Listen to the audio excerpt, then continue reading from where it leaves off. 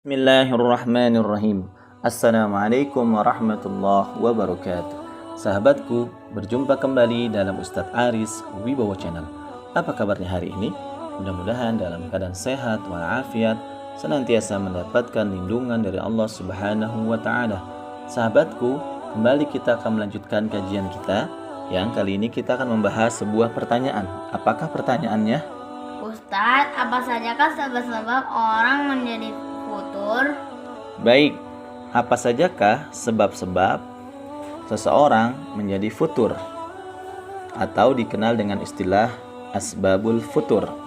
Sahabatku, Rasulullah SAW sebenarnya sudah mengingatkan kita dalam sebuah hadis yang diriwayatkan oleh Imam Ahmad dan Abu Daud, yaitu al-imanu yazidu wa yankus. Iman itu kadang naik dan iman itu kadang turun. Yazidu bitta'ah. Iman itu akan naik ketika kita berada dalam ketaatan dan ibadah kepada Allah Subhanahu wa Ta'ala. Wa yankusu bil maksiyah. Dan iman itu akan turun ketika kita berada dalam kemaksiatan atau berada dalam dosa kepada Allah Subhanahu wa Ta'ala. Jadi, sahabatku, ketika kita berkumpul mendengarkan ceramah, tausiah, taujih dari guru-guru kita, dari ustadz-ustadz kita, maka kita akan merasakan surga itu begitu dekat, neraka itu kita rasakan begitu mengerikan, maka meningkatlah keimanan kita. Tetapi ketika kita jauh daripada guru-guru kita, jauh mendengarkan nasihat, jauh mendengarkan nasihat-nasihat kebaikan, wejangan-wejangan kebaikan, maka surga itu begitu jauh, kita tidak bisa merasakannya.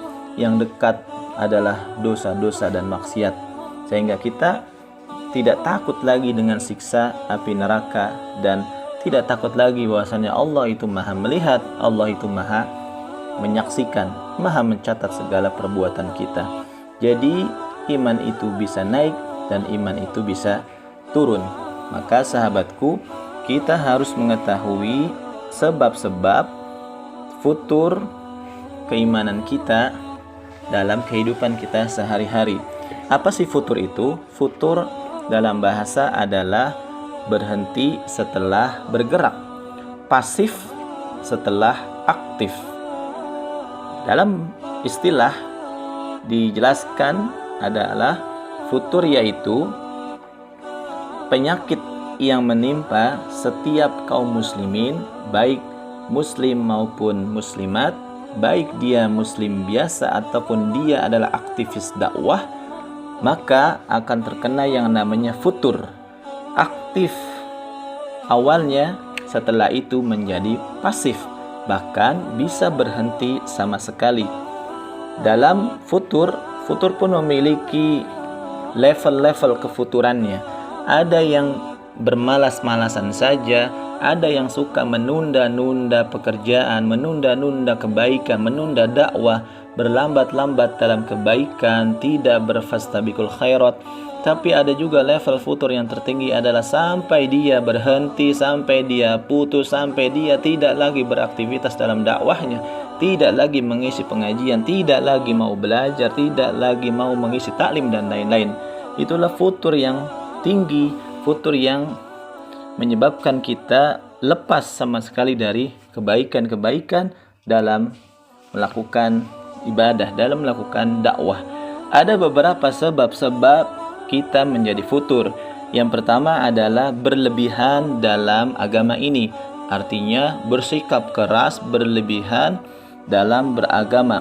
Di zaman Rasulullah ada sahabat yang dia bertekad, berniat ingin puasa sunnah setiap hari. Maka Rasulullah melarangnya dalam beragama. Lihatlah aku berpuasa dan aku berbuka, aku beribadah dan aku juga beristirahat. Jadi kita jadikanlah Rasulullah sebagai contoh teladan kita dalam melakukan agama, tidak berlebihan, tidak memaksakan diri dalam beribadah, dalam memahami agama ini. Tapi ikutilah contoh Rasulullah SAW, para sahabat dan para ulama-ulama salafus saleh. Yang kedua, penyebab futur adalah berlebihan dalam hal-hal yang mubah. Misalkan dalam makan, maka tidak boleh kita berlebihan. Ketika kita berlebihan, maka kita akan kekenyangan. Ketika kita kekenyangan, maka kita akan merasa lelah, merasa ngantuk, merasa berat untuk beraktivitas. Misalkan lagi ketika kita menonton TV, bermain musik yang tadinya hukumnya mubah menjadi haram karena kita lalai mendengarkannya, terus mendengarkan sehingga waktu sholat pun terlewati. Nah, ini pun bisa menyebabkan keimanan kita menjadi turun karena hal-hal yang mubah. Ketiga adalah memisahkan diri dari jamaah. Kita lebih suka mengedepankan hidup menyendiri, individualisme, tidak suka bersama-sama, tidak suka beramal jama'i. Maka ini bisa menurunkan semangat kita dalam beribadah, menurunkan semangat keimanan, karena kita memisahkan diri dari jamaah atau majlis-majlis yang ada di lingkungan kita. Maka sahabatku, berjamaahlah kita.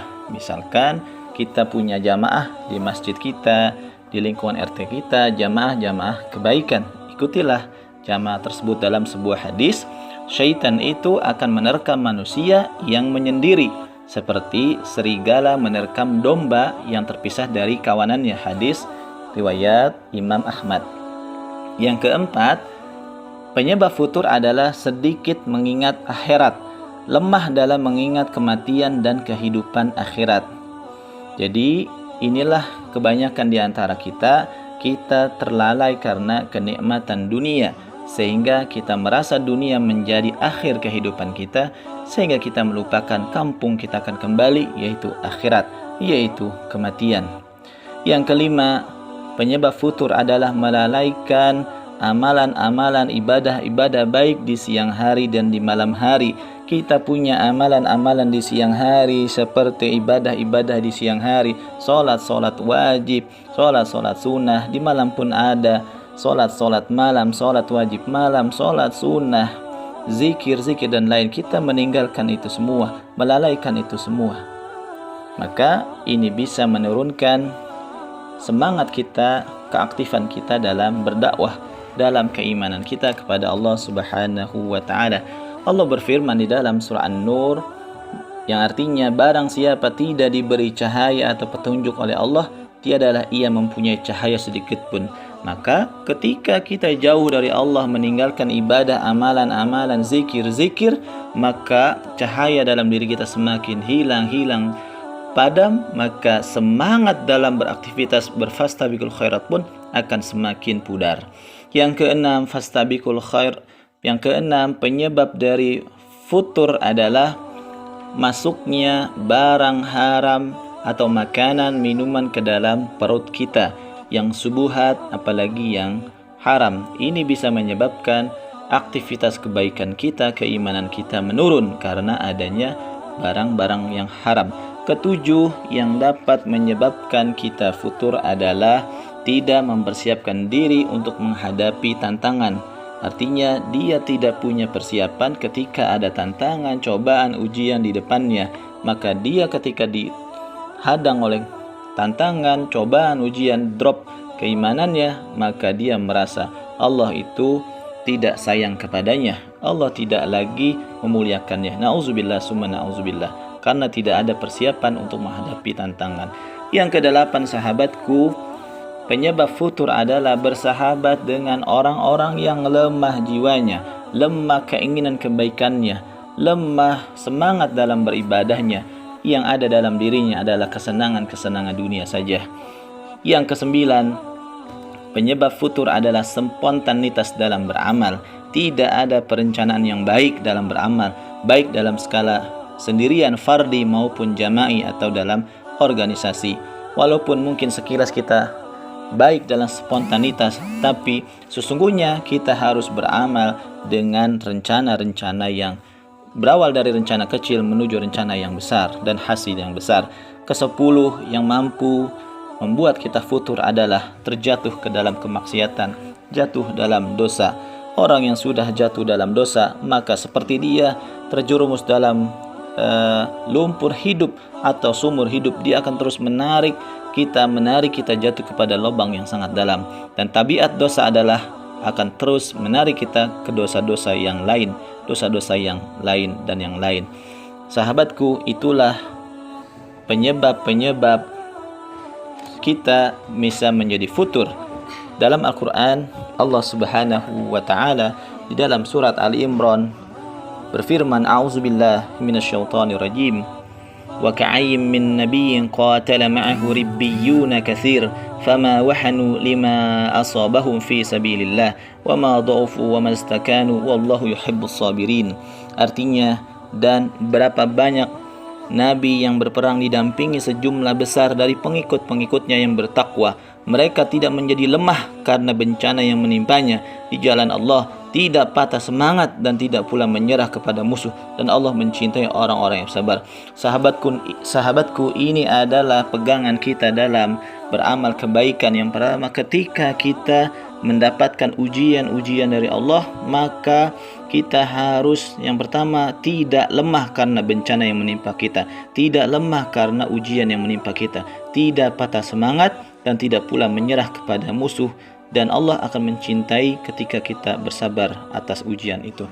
Sahabatku, itulah penyebab-penyebab kita menjadi futur. Insya Allah kita akan sambung pada materi selanjutnya, yaitu obat-obat agar terhilang dari futur. Wallahu a'lam bishawab. Mudah-mudahan yang sedikit ini bermanfaat. Sahabatku, jangan lupa untuk like, share, and subscribe channel ini.